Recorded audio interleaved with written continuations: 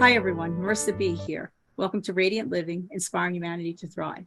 This evening, I have with me Michelle Walker, licensed practical nurse, Reiki practitioner, aromatherapist, and of course, nutritional, wellness, and healthy lifestyle coach. Hi, Michelle. Thank you so much for coming to talk to the audience. Hi. Hi, how are you? Hello, okay, how are you doing?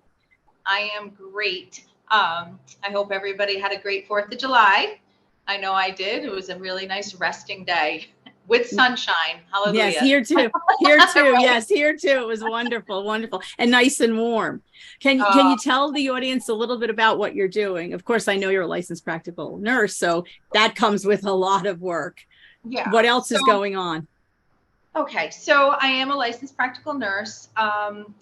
Didn't move on to RN. I had a couple opportunities I was going to grasp, but it would have taken time away from my kids. And as Marissa knows, and my kids are my number one, so my life kind of goes right in between everybody. So all their things have to come first. And my middle guys, who we're going to be talking about the most, is the one that created my profession. My mom was an RN, my dad was a detective. So we're very much into service work. And I really do believe in service work because I think it creates just this ultimate passion and healing. You don't even realize that you're healing things when you're doing service work. And I just promote service work wherever I go. I said serving humanity is really just what we're supposed to be all about, right? Yes, yes. So Cameron was my middle guy, and he's the one that kind of turned my entire life upside down, inside out, and then on the right track. So I was married, divorced. I had 2 kids when his father and I had split because he got diagnosed a little before 18 months on the spectrum, which I knew something was wrong because he never slept. He was chronically ill. It was maybe 2 hours a night I would get, which was insane. And thank goodness, like Marissa's, we have a little hyperactivity so we can keep going. And I knew that he was a boy. And, back then they used to say boys are a little bit slower in developing than girls. So I didn't think much of it. But my daughter was so much more advanced than he was at those ages. So I knew something wasn't right. And with the chronic illnesses and trying to work full time, he kind of went through the cracks a little bit until, believe it or not, his sibling from another marriage, the mom pulled me aside and said I would get him tested. And I did. I listened to her. He went into, at the time, Greene County Early Intervention, and he was diagnosed on the spectrum with 4 mood disorders at, I think they said, a 5-month-old level at 18 months old. Wow. So I knew it. I felt it in my core. He didn't really look me in the eye, didn't hug me, and I'm a big hugger. So it was trying to learn this child who didn't want to show anything back. There was no feedback and there was no talking. And, he would, had the low drawl. He would say, wow, and just wouldn't really communicate. And he stimmed all the time and screamed all the time. And it was very tiring. And I think I was overwhelmed. I had to move into a Section 8 housing. And they don't account for a car payment, insurance. And I was always a worker. I had no idea what I was getting into. And I ended up having to have my car. He had 8 therapies a day. My daughter went to school. And so the bus system didn't come over the railroad track. So I needed a vehicle to get her to school. So I was kind of at the mercy of $300 a month more that they were accounting for that I didn't have. Wow. So I didn't eat. All the only food stamps I had only covered them. It was rough. I was bartering food for toilet paper and you name it. Gosh. Yeah, it was pretty intense. You kind of lose track of yourself because of course. When you're a worker and you're a helper and you're just like, let's do it. Nothing ever scared me. I was always, we got this. And I didn't have it. And I didn't know how how to ask for it. And I gave up a phone. I didn't have a TV. My running water was like brownish. I had to boil water. Gosh. There was always boil water effects in Coxsackie anyways. Mm-hmm. So it wasn't anything new to people. But for me it was. And the lady downstairs from me reported us saying I was having wild parties all night long. And I was like, no, it's my child. Because he was, all he would do was run and slam, and he would slam his body a bunch of times. Oh my like, gosh. yeah. And it was hard. And my daughter, I still tried to give her the attention too, because I felt like she was getting lost in the track. And something clicked in me where I looked at him and I said, there's something biologically wrong with you. I just felt it in my core. I felt like there was something that they were missing. And it's not that I didn't accept the diagnosis. I'm willing to accept whatever it takes to heal, but I didn't want him to become that diagnosis. Right. So I asked them, I said, please don't let this child know that he's autistic. I said, I want to figure him out first. And at the time, they said he was a 3 to 1. So 3 people to 1 child. Yes. And he was violent. And he had like myclonic type of seizures and catatonic seizures with food. He was in the 3 percentile, and he couldn't eat. I was giving him his formula because I didn't know what else to do for nutrition. And he just refused to eat any food. And when I did give him proper food, he'd start twitching, and you could see his eyes going back and forth. I'm like, he's having a mini seizure. So I learned how to do compressions and keep the lights low. And I started researching. I put him in a stroller, strapped him in. He screamed, he yelled. And I would walk to the local library, take books out, and just read and look at him and try to figure this out. And I had all these therapists that told me that he really belonged in a home and medicated. Oh my gosh. Right. And I said, no way. I said, no way. I said, if he harms himself or somebody else, then I'm going to have to do what I have to do. I said, he's in there. I felt him. And this is where faith came into play, where, we're going to go veer in that direction. And just to let everybody know, I was born and raised Catholic. My mom is super Catholic, super strict, rule-based Catholic. I'm very spiritual. I truly believe in everything, but I'm going to utilize what I had spiritually to let people know where I came from and how I saw pretty much what I say, Jesus in everything, that love, that compassion, that forgiveness. And it was because of my background is what literally saved myself and kept me going, gave me perseverance. So I don't mean to offend people. I don't want people to think that I'm one track mind. I'm just telling them what I utilized, and still to this day. Right. Your experience, your background, your history. Sure. Right. Because I believe healing comes in all forms. And I believe that God, source, or whatever people want to call something higher, I truly believe it's going to come to you in the way that you're familiar. So I was very familiar in the Catholic Church. So I just want to put that out there as I explain how things happen. And we use the tools we know, and we use the tools that work for us. Right. Indeed. And even though my mom forced church for everything, I didn't resent God. I never gave up on God. And I never felt like I never got angered. I knew that this was a life path for some reason. And I assumed the role. So utilizing that, I'm going to go back to where I was when they told me that he belonged in a home and medicated. I said, I don't want to medicate my child yet. I want to see what he can do. I want to see what I can do with him. I'm researching. And have you ever thought about nutrition? Now we're going back 20 years ago. Yes. So that wasn't heard of.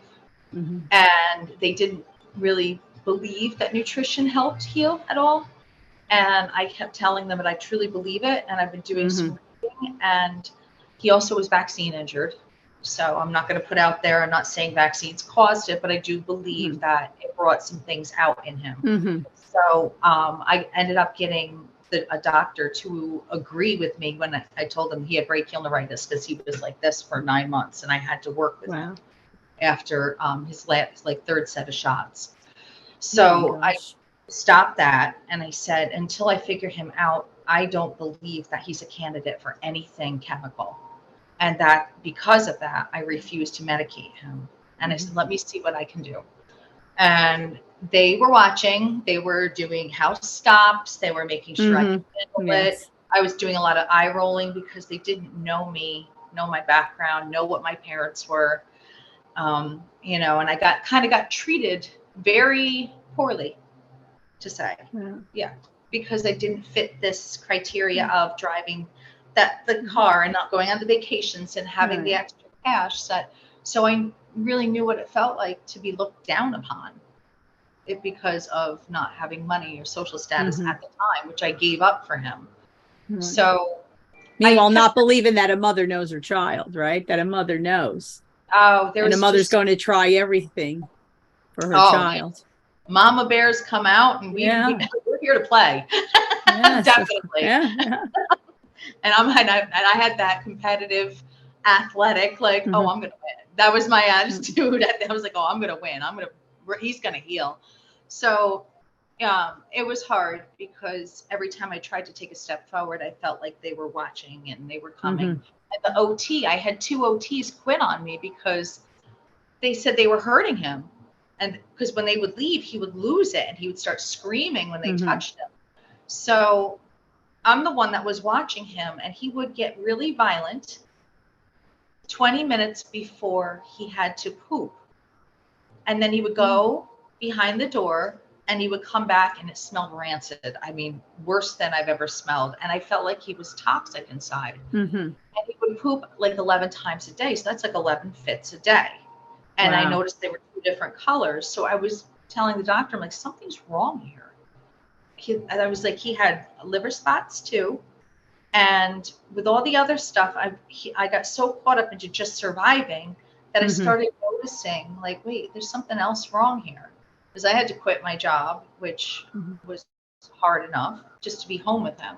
And he became my Project X because, number 1, I really wanted to work because I wasn't used to being home.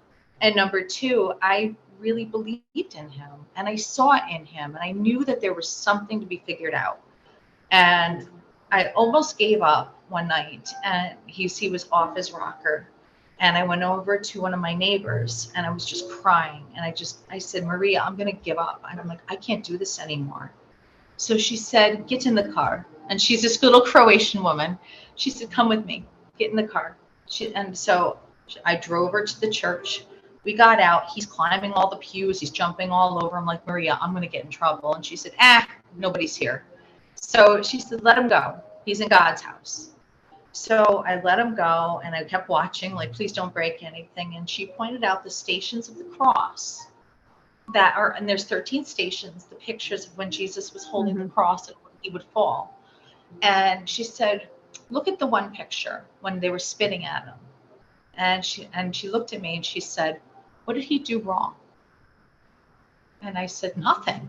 I said, if anything, he was trying to help humanity, and he was a healer, and he wanted to open up God's love and show people that about love and forgiveness and compassion. She said, so what makes you different? And I looked at her and she said, do you think you're better than Jesus? I said, oh, heck no. And she said, so if they spit at him and they mocked him and they beat him, and you're getting mocked and people don't believe in you and you're fighting and you don't have support. And she said, what makes you different? What makes you better than him? I said, nothing. She said, so maybe you're being blessed, not cursed. And it was like that moment, I can cry. Everything just made sense. And I was like, this is it. I'm like, I'm not cursed. My child needs help and I need help. And I went back home and she said, have you said a rosary? I said, not for a long time. And she said, do you have one? And I said, I do. I have my first communion rosary beads. And she said, say them. Ask the Blessed Mother to help you as a mom. She said, and ask Jesus to give you that comfort and compassion. And she said, it's okay. And I just broke down in tears. I literally got on my knees and I grabbed out my rosary beads, and they were pink, clear pink ones with silver. And I've had them since 2nd grade. And I just looked at them and I closed my eyes and just the tears. And I got on my knees and I said, I'm lost. This is your child too. And I don't know what to do. I need your intuition. I need help. I need sleep. And I said, I believe in him. Please help me. And I got about 2 decades done, and I just cried myself. I slept for 4 hours straight. Cameron slept. And I woke up, I'm like, oh, I got 4 hours. And I looked to make sure he was okay. He fell asleep on the floor. I just left him. I was like, oh, okay. Shh. And then I picked up my rosary beads, and the chain links were a different color. And I go, huh, that's weird. So I showed my neighbor, and she came over. I said, I got sleep. Prayer really does work. And she goes, let me see your rosary beads. She said, oh, that's quick. And she said hers turn gold, the chain links, whenever she says rosaries for people. And she's a healing woman. And I looked at her and I was like, nah, it's probably just oxidation from your hands. You know, I was like, it's fine. And she said, okay. She goes, Cameron looks very peaceful. And he was that whole day. He wasn't having as many fits. And I said, I need to surrender my control, learn, and just keep believing in him. And I did. I stopped putting timelines. I stopped, I started getting a little more, that little oomph I needed. I took my rosary beads to the jeweler, and I'm like, can you tell me what metal that is? And they couldn't. He goes, I don't know what you believe in, but there is no metal on this earth that matches that. And I just looked at him, and he said, I would say, whatever you're asking, keep asking. And he smiled and winked at me and handed me my rosary beads back. And I looked, and I'm like, wow. I felt like I just opened up something so huge. And it was like a floodgate came in. It gave me strength. It gave me purpose. It gave me perseverance. And I literally felt divinely guided to just start doing for him in a different way. I started changing things. I started giving him an organic olive oil. I did like a teaspoon a day. And I was literally getting this intuition in me that was like, I'm going to try that. I'm going to do this.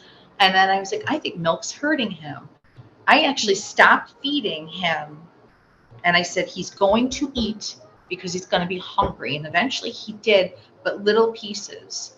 I finally convinced my mom that he needed nutrition. So she bought the Fruit Juice Plus because she saw him have a seizure. She tried to feed him. She thought it was me. And he started having a seizure and her whole face turned white. And I said, I told you, it's not me. I have a normal child. This one's not. I'm not doing anything different with one and the other. So she bought the Fruit Juice Plus, and he would eat oatmeal. So I was hiding it. I only gave him a little bit at a time. Something told me not to give him a full capsule because of his seizures. So I gave him a little bit at a time. Within 8 months, I started noticing changes. He started pooping less, pooping one color, not as smelly. I noticed that he was looking me in the eye. And I was like cutting up little foods and like, making sure he got fruit, vegetable, and just different. I just noticed he was different.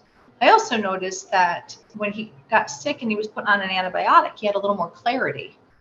So I'm like, there's something in him that's causing this behavior. And I'm like, So I read up on myelin sheath, and, the organic olive oil is really good to help repair the myelin sheath. And I played classical music all the time. I had Post-it notes, and I would do sign language with him and hold his hand, point to the word, point to my mouth, and speak it. And he would just look at me, and I'm like, you'll get it. It'll come out. And the therapists just loved it. They started coming over, and they're watching myself and my daughter do sign language and then tell him to speak. And he would just kind of look at us and walk away. And I'm like, oh, his nickname was Forrest because all he did was stim and run. I noticed he started sleeping like 3 hours a night instead of 2. So I was getting more hope. I'm like, this is actually working. Nutrition is working. And as time went on, I started seeing that he was paying attention more. And there were cookies every day. He finally started going to Circle of Friends. So he would leave for about 4 or 5 hours and come back with this little bus. And he went over to Maria. Maria said, grab a chocolate. Just give him a little piece of chocolate. So he knew to run over there. I said, just one tiny little one. So she would give him a piece of chocolate. And he wanted a cookie treat every day.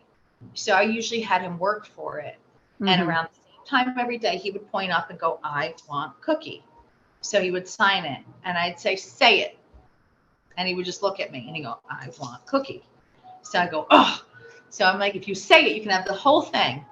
And he would just look at me, smile, you know, give me a little smirk, and I would break off half a cookie and give him half a cookie. So when he was going through this transitioning, and I was praying over him every night, and I was asking God to please keep giving me this insight and this perseverance, and I just felt lighter, and I played classical music all the time because something in my gut told me to do that. And I kept feeding him, and I gave him a probiotic, started him on probiotics. And even though it hurt him to do the probiotic, I cut back and just gave him a little bit. And then I worked my way up to a full yogurt, and I spent my money on the good stuff.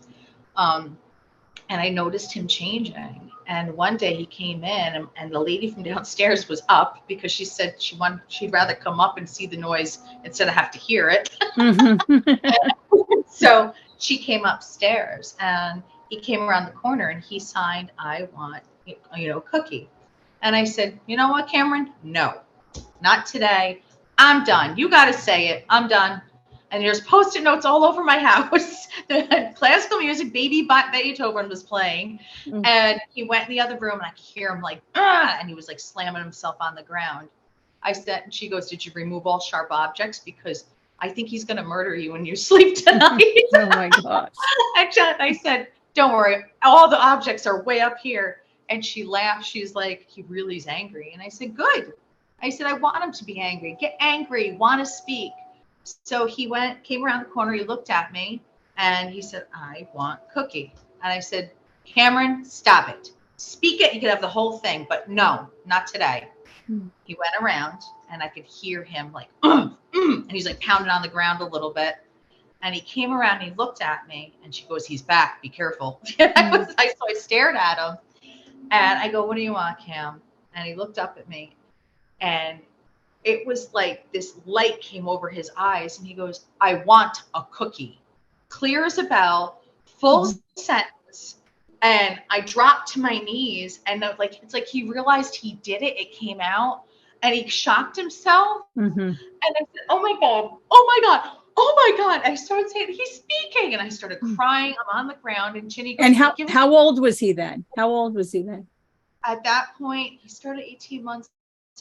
It's been about a year I was working for him. So he was about 3 when that happened. And Ginny was like, "Give the boy a cookie. You promised him the whole thing." Yeah.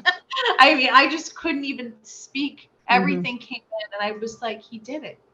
And from that point on, he spoke. It's like he needed that synapse to just connect. It was like missing that connection. But I really believe that utilizing the gut biome and giving him that organic olive oil daily, and really making sure that he didn't have milk, because milk, he was lactose intolerant, and I didn't realize that, so I was hurting him. And little by little, he was just coming into his own, and he was speaking.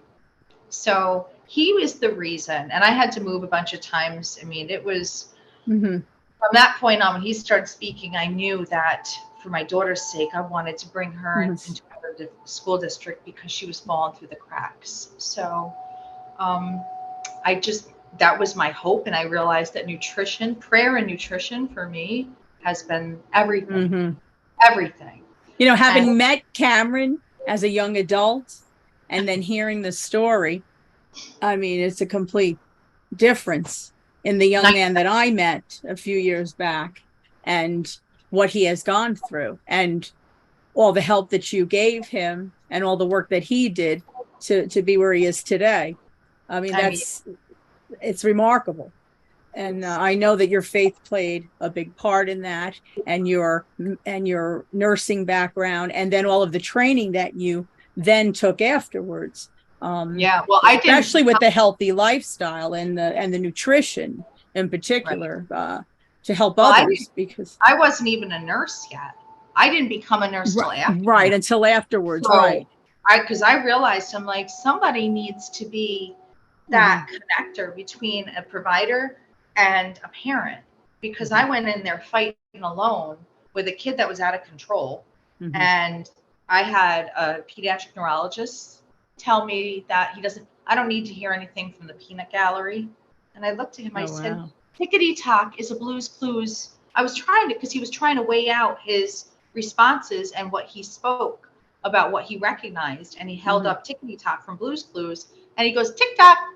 And he goes, nope, that's a clock. I said, Tickety Tock is a character. That's the character from Blue's Clues. That's what I he's don't saying. Yeah, he goes, I don't need anything from the peanut gallery. And I said, It's really? amazing. Okay. I said, well, this peanut gallery is going to go take him to somebody who knows what the hell they're doing. And I said, because you don't. And I grabbed Cameron. I went out to his waiting room, and I said, double think your decision with this doctor. And I walked out crying. So I was looked at as unemployed, uneducated. I was about 111 pounds soaking wet because I was starving. He was my Project X. I was desperate, and a lot of people just did that. So when I was done with him, not done with him because I had a long way to go, but when I started seeing this transformation, I vowed I'm going to help other people. He gave me that fight. I said, somebody has to speak for the children, somebody who can't speak, so the parents who feel too overwhelmed to even get sentences out because it's a lot, for the doctors who do want to help and do want to provide help but don't understand. And I really researched to a point where that developmental psychiatric doctor looked at me and said, you're asking me questions I can't answer. I said, why? And he was like, because I really don't have an answer for you. You really researched things that I can't answer. And I looked at him, and he said, all I know is your son is shown some marked improvement in what you're doing. So whatever it takes, he goes, I'll have your back, and whatever you need for Cameron, you just let me know. So that was one of the first times I felt backed by a doctor, backed in the healthcare field, because there was a lot of judging that was happening at the time. Yeah, it's sad. It's sad. It's sad to think that happens. And it's amazing that there is that much judgment, because after all, there have been years that doctors have used the Goldfarb diet for children. And that must be well over 25 years that they've used that type of diet with certain children. So I'm surprised at still all of the judging that goes on, because most pediatricians at least know that, or have heard of that diet. They should be looking into other things, because as we grow, we live, we learn. I mean, every day is a new learning experience. So things do come about. Right. I mean, he was living proof. He was looking you in the eye. He was answering questions. He was stimming less. He was pooping less. He was pooping one color. He was sleeping through the night. All of a sudden, I was getting chunks of 3 to 4 hour intervals at night. And I didn't have for the first almost 3 years of his life. So it was like my son starting to sleep, and I made a move for my daughter, which I had to make a couple moves, unfortunately, for her. But I finally found my base in Germantown, and it was a small school, and it was a small, tight-knit community. Here I go walking in, my daughter fit in well, and I'm walking in with a biracial child who was severe special needs, and I'm like, oh Lord, in a predominantly white, tight school, cliquey. I said, well, Cameron's time to make your mark. And he graduated one of the favorites, and he not only was in jazz band, he was in senior band, he was in senior choir. He did a play one year out of the blue and got an award. He ran cross country and got most valuable the first year. He played varsity baseball, varsity basketball, and he worked seasonal jobs in the summer. And, his grades, I'm not a person that thinks that you should push your child. I let them push themselves, but I said, please don't go under an 80. You're smart enough. And if they were struggling, of course, I wasn't going to be like, I just said, you could do better. But he maintained his grades. He actually made even high honor once. And everyone loved him. They were like, this kid is just different. He's got a light and an energy around him that's so open and so good that I can't explain it. When you meet him, you're like, he just smiles. He walks in a room, he smiles, and everyone just smiles around him. And he's so social. And he's Yes. so well spoken, and he's calm, and he's nurturing, and he's not, violent. And I was And like, this that's is the young man I met years ago. right. That's the young man I met. So naturally to see that, but knowing that you had used a lot of nutritional steps It was a with lot. It him. took many years. Yeah. You know, it takes years. And that's the one thing is people give up is we live in a society now, pop a pill, fix a problem. And Yes, you exactly. can't. You have to understand that the slower the healing, the more permanent it is. So if it takes you years, don't give up. That's it. You just Well, that's have the to. whole idea, right, of healthy lifestyle. I mean, that's what you're doing, coaching individuals or coaching them to live a healthy lifestyle, because it is really all inclusive, and nutrition is a part of it. Right. And people don't understand, when you're healthy, it doesn't necessarily mean you're going to look like the Vogue magazine. When Right. you're, like everyone has this stigma, even doctors' offices have a stigma. Here's your BMI. We really need to drop that thought process, Right. because like autoimmune Lyme, I know that it went after the thyroid and was like, oh, wow, how do you gain 20 pounds in 1 month? That you don't, unless there's a problem. But I also know what I did with Cameron neurologically. He's saving my life, because I went from me getting him to a level where he's super function. And even to this day, he doesn't want to tell people. And I'm like, dude, you're walking hope for everybody. And Yes. I'm respecting the fact that a 20-year-old, almost 21-year-old young man is private about this. So I didn't go blast it out to everybody. I really believe that he really should speak on it, because he's such a day and night. I mean, Kirsten Gillibrand saw him, couldn't believe he was the same kid, and put me on her board for autism. She was like, would you be on the board, please? Yeah. Because we need to have this happen with these parents. You have to give these parents hope. So we started talking nutrition, and she was telling me about gestational diabetes that she had, and she believed in nutrition. And that's why she backs the farmers, because she realized, like, I wanted to get some kind of stipend so that farmers could actually help with this. But then she got elected higher, and we lost her in this area. But, so there's so many different things that come of it. And he really is a walking hope. And people don't understand that your body, your whole entire being heals on its own accord. And it's not going to be textbook. So these doctors, they mean well, they do well. A lot of them, I respect their education. They've read books. And a real doctor takes the books and his experience and meshes the two together. And listening is a lost art. And when a doctor listens and says, hey, I'm going to meet you halfway, that's the one that you want to keep. But if you're going in and they're like this the whole time and they don't even look at you, I would say, hey, I'm here and I understand you have a job to do, but I also have a body you need to look at and you need to look me in the eye. And you also have to understand that a healthy lifestyle is a lot of work.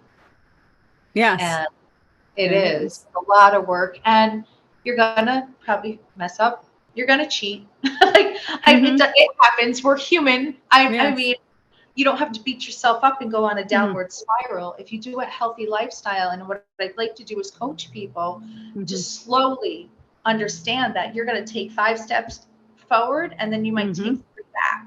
And it's okay. But if you stay in the regression, you're never going to get the progression. So I've learned with Cameron, I had quite a few setbacks, quite a few things that made me just cry my eyes out. They weren't going to let him go to his college because he wasn't vaccinated. And I said, oh, no. I was like, mama's on the case. And I wrote a letter to the senator, and I went and I fought on the board, and I won. And he was probably one of the only kids in SUNY schools that was allowed to go to school without all his vaccinations, especially the COVID one. And I said, no. I said, we have to remember that mental health and physical health go hand in hand. So you don't want to take an autistic child and ruin their college experience.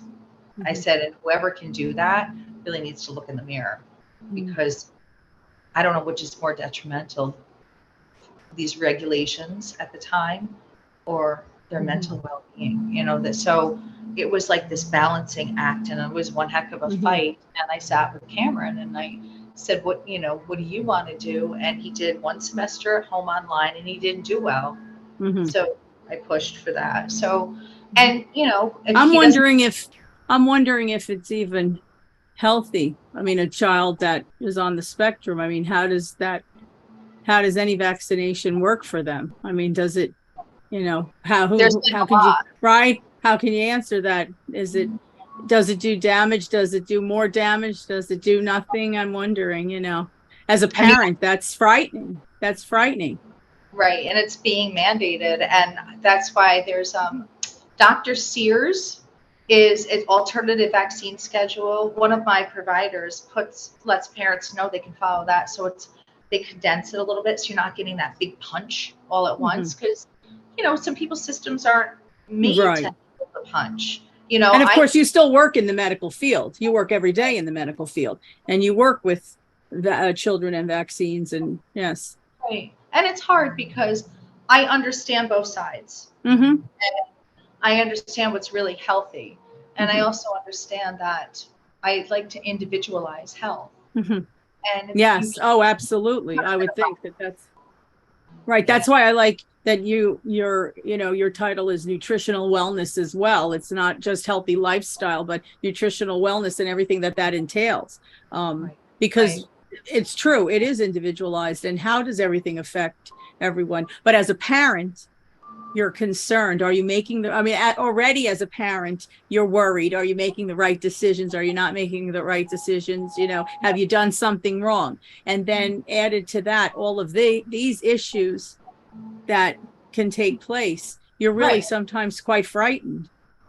And it was hard to work this past couple of years during COVID, because I had people coming in screaming, Mm-hmm. like, what, just everyone should just be mandated to take that vaccine, blah, blah. And I said, no, they shouldn't, because I said, my son was injured. I have 2 that are fully vaxxed and 1 that's not. So I'm coming to people saying, listen, I'm not going to tell you right, wrong, or indifferent. I'm going to tell you from my personal experience what has happened. Mm-hmm. And I watched it happen. And I also hear other parents who've had the same, Mm-hmm. very similar situations, but people have to work together to listen. And I do have a provider that, like I said, with this Dr. Sears alternative vaccine schedule, it's really breaking it down over a period of time and giving Mm-hmm. things like kind of one thing at a time. And once the parents hear that, they're like, oh, thank you. Mm-hmm. And she's very much into nutrition. That's Kristen, and Mm-hmm. she's going to be opening up her own, probably, I would say full 100% by the first of the year, but she's going to start opening up over the next couple months, Mm-hmm. seeing some patients. But the Uteria Wellness that she's going to be opening, I'm definitely going to be a part of. Oh, And lovely. I'm so excited. And her name's Kristen Bernacki.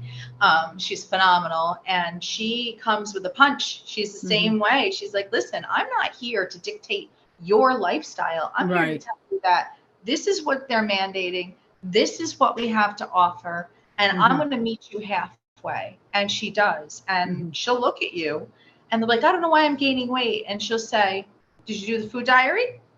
No. Well, if you don't do your part, why do you expect me to do the part for you?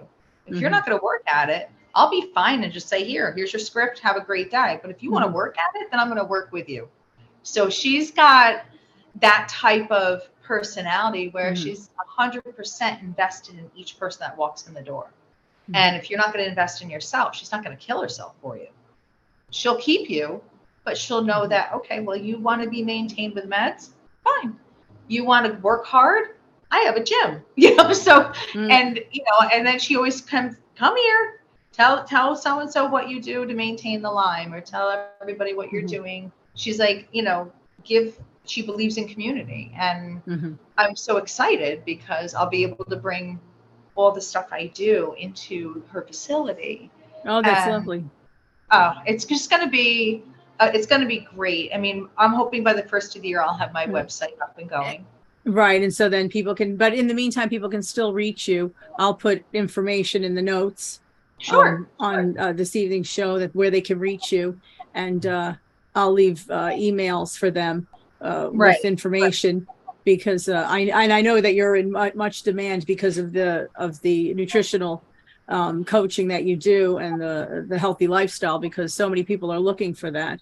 And Right. but I know that also you are a Reiki practitioner and you do work full time as a nurse as well. And I So got my mom, you know, yes, so yeah, yeah, yeah, she's and just another one that just, you know, she's maintaining the mhm, cancer the best she can with mhm. nutrition. She can't do Right, because chemo. you're helping her with nutritional guidance as well on her Right. And journey. again, I told her I did a surprise hello, and I looked in her freezer. There's some bread and stuff. So I looked at her and I said, I'm not here to take away your life. I'm here to try to help guide you. And Hmm. it's really everybody's personal journey, right? Hmm. Like Yes. we're all on a personal journey Hmm. living in a community. So Hmm. how do we maintain the respect of somebody's journey yet live in a community? And Hmm. that's the big question that we have all the time. Hmm. And people have to learn how to respect everybody's personal choices, but at the Hmm. same time live amongst a community of helping each other. So, Yes. you know, she's really, you know, she tests me sometimes when she doesn't call me a lot. I'm like, she's eating crappy. But, you know, this is her life too. Hmm. So I don't, you know, it's not up to me to make it miserable or Hmm. boot camp her. She's lived almost 2 years past what they were, about a year and a half Hmm. past what they told her that she, you know, without chemo. So she tried chemo against my wishes and she Hmm. regressed horribly because she's autoimmune. So she's really got a big, you know, ovarian with Mets, and Hmm. she showed it. She showed her blood work, and when she works hard, she brings the cancer levels down, not Hmm. away, but down. But down, So, yes. you know, I told her prayer, nutrition, Hmm. and the power of community is what creates wellness. Yeah. Because I Well, truly that's believe. why I started the channel, because I thought that it was important that healers and those that have been healed and those that are looking to heal can find one another, and that it's so much better to be in community like this than to hate each other and Oh yeah, harm each other, hurt each right. other. I thought that the healing and the healing of each other and the planet's really important. And I said that it was important to start this channel. That's why I love having people on like you come to talk to the audience. These things are so important. And for those that are looking for it, and there are Right, many people looking for it and they don't know where to turn and they don't know how to get that support. right. And it is hard to find support, especially if people go and they reach into the medical community and there's Mm-hmm. only one way of doing things. Like there's one protocol. Like my mom said, they told me I have microscopic cancer cells. I'm like, Mom, we all do. Like I Mm-hmm. just, you Yeah. know, and I wasn't demeaning or demoralizing. I was just trying to remind her that they are being told about the protocols that they Mm-hmm. have to follow. But, Right. you know, that doesn't mean that Mm-hmm. you don't have intuition and you don't have the power. Our bodies were meant to regenerate, and our faith is really what gives us the right healing, Mm-hmm. right? So, you know, there's so much more to health than just Mm-hmm. going to one visit and coming home and feeling deflated. Mm-hmm. You know, like for me, I tell everyone the biggest part of health is realizing it's mental, physical, environmental, and spiritual. You have Mm-hmm. four components that you're dealing with, and the key is balance. And Mm-hmm. there's no guarantee. We're the only guarantee in this life is we're all going to die, right? That's the only thing we can say. We're born, we're going to Right. die someday. Right. So what? Let's make the best of it, Mm-hmm. and let's try to help each other heal. And I don't ever claim that I'm like this big healer. I just have had so many circumstances, including my own. And Mm-hmm. I almost died and I came back. Mm. So I've had the neuro Lyme went so deep that even my patients had seen it. So, and Cameron was given to me as a gift Mm-hmm. because neurologically I knew that something was happening to my brain. I was losing Mm-hmm. short-term memory, and I recognized stimming a little bit, and I recognized rocking, and I recognized the numbness, tingling, and the Mm. chronic. So I also knew that if it can be healed once, it can be healed again. So, Mm-hmm. he was really my fight. And because of him, and he has no idea how incredible he is as a human, because he told me, he said, Mom, I really think you saved my life. And this was only 2 years ago when he graduated from high school. And I said, Cameron, I said, you saved mine. Mm-hmm. And it's true. I mean, there's no greater gift a mom can have is to watch their child overcome and then realize that they actually taught you. Right. You didn't teach them, they taught you. Mm-hmm. And then a friend of mine, Kathy, had an autoimmune brain disorder, and they had her in the hospital. They had her in a nursing home. They told her she's never really going to be able to walk. She's in a wheelchair. And I said, bull crap. You ready to work? Let's work. And we boot camped for every Wednesday for a year. And I just kept redirecting her. Like, what do you want? Do you want to be sitting in this? No. I said, then don't accept it. I said, you accept the diagnosis, but don't become it. Fight. Fight a little bit. I said, you got it in you. Do the nutrition, let the nutrition. And she did the autoimmune protocol. She got her A1C down, where she was no longer a pre-diabetic. And she's walking and she's doing CrossFit and lost 50 pounds. Oh, wonderful. Oh, wonderful. So, and that was just 1 year with her, one time a week. And she took it. And now I said, I'm done. She's like, no. I said, yes, I'm done. I don't need to be with you. You're doing it. I said, I'm just here to give you hope. And like, that's hope and healing. And we all need it. And that's if wonderful. If it doesn't work out, then unfortunately, that's your life path. And don't fight the inevitable.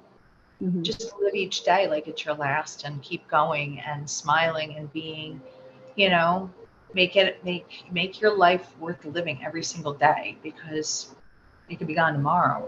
And it might not be your illness that creates your death. It might be an accident. So a lot of this has taught so much, and all these people that fought hard within their bodies and believed, and I was help coaching and watching them create numbers that made doctors go, all right, good job. And I was like, see, I told you. That gives me so much happiness, because people get lost in their sickness and they get depressed. And I was there. I know. I felt I was crippled, and I walked for therapy, and I couldn't walk. And here I am, 3 kids, crippled, putting myself through nursing school. I had to get a double hip replacement, pushed myself, and ended up with mono that year. And I just remember Army crawling to the toilet, throwing up, putting my head on the ground and crying hysterically. And I said, Lord, I'm done. I can't do this anymore. And I just remember feeling so defeated and so deflated. I didn't have a me in my life at the time. Because I didn't choose the best friends, because I felt terrible about myself and very isolated. So I think that the best thing we can do in this community is remind people that they're not alone. Oh, absolutely. Absolutely. And I absolutely love what you're doing. When you asked me to come here, I was like, number one, I love you to death. Number two, I was like, how much more could you ask for than a community that can support each other and listen to each other's stories and promote, I like sisterhood, promote that sisterhood and that fight to not be so aggressively fighting. You don't have to physically fight. You can really rise above a lot and have people that are by your side. Right. And support you. Absolutely. Yeah. Well, and again, I thank you. I really thank you so much for coming on, because I know you're so busy. You have a lot going on. And I know that your story is important to have heard, because I know that a lot of people have been where you were, and that they definitely need someone to talk to. That's why I thought it was so important for you to come on the show today. Thank you, because I'm starting to open up, and I'm looking at this community, and I think that this is the first time I openly spoke in public about Cameron. I've done little things with people one-on-one, and Cameron's story, Kathy's story, my mom's story, my story. Oh, yes. All Me. important, all powerful stories, Oh, and all important, and all all essential yeah. to obtain health and happiness, and um, coaching, assistance, support. I mean, it's just everything that you offer. Yeah. Well, I actually like people, and it's a downfall. Just kidding. No, it's really. I think we forgot that we really are all in this life together. Hmm. And when you allow hurt and anger and mean spirited, you're only hurting the collective. That's exactly right. That's exactly We're right. all a part of each other. Hmm. So, we're supposed to be uprising and uplifting, Hmm. and people who are mean spirited, we're supposed to almost outnumber with love, right? Yes, So, exactly right. Exactly. yeah. So I'm Well, we'll hoping that, definitely have to have you back on for other conversations. I mean, there's so much to talk about, right? yeah, Especially so much. once you, right, and once you move into your next experience. You said in the new year that the new I'm going to place will be, be open. right. She's going to have her meditative room and an exam room. Hmm. We'll have like the brew of the day, and I'll have some of my oils, and I Hmm. do a lot of like healing oils. But of course, when you put them out, they're skincare. Hmm. So I'm going to have a lot of that, and just really, I want to see how it works with people. Hmm. And the website, a friend of mine are building my website as we speak, because I know once that opens up, it's going to be Hmm. time taken away from the two boys I have left. My Hmm. daughter's out, and she's Hmm. starting her new job and her venture, and teaching the blind. And so Oh, you know, lovely. she's just tucked away. So the other two are still here, and I'm a mom before Hmm. I'm a career person. So, it's not about, too much too quick. Again, just like the healing, Hmm. slow and steady wins, right? Yes, exactly. Well, we'll definitely have you back on. Oh, Again, I appreciate you speaking to the audience this evening, Michelle. Thank you so much. Hopefully we'll get together oh soon. yeah. We need a tea night. Yes, we do. Take care again, and thank you very much. All right. Take care.